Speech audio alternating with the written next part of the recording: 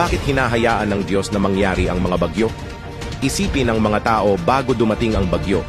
Busy sa pagkita ng pera at unti-unting lumalayo sa Diyos.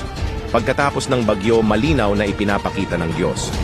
Gaano man karami ang iyong pera, maaari itong tangayin ng baha, lumubog sa kailaliman at mawalan ng halaga. Bago ang bagyo, nagsisikap ang mga tao na manirahan sa magagandang bahay. Pagkatapos ng bagyo, ipinapakita ng Diyos. Gaano man kaganda ang iyong bahay, maaari itong masira ng baha at maging guho. Bago ang bagyo, nagsusumikap ang mga tao upang magkaroon ng mamahaling sasakyan. Pagkatapos ng bagyo, ipinapaalala ng Diyos sa kanila, gaano man kamahal ang iyong sasakyan, maaari itong lumubog sa tubig at maging basurang bakal. Sabi ng Diyos, ituring mo itong isang babala sa iyo. Kailangan mong makinig, yaong matatalino ay dapat madali ang gumising sa katotohanan. Bitawan ang anumang bagay na hindi mo handang talikuran. Ang pera, mga bahay, at sasakyan ay pansamantala at hindi makapagliligtas ng buhay.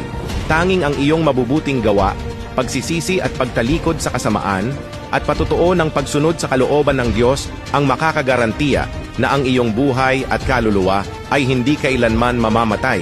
Kung naantig ang iyong puso sa mensaheng ito, huwag mag-atubili, Amen, at i-share ito upang mas marami ang mabalaan.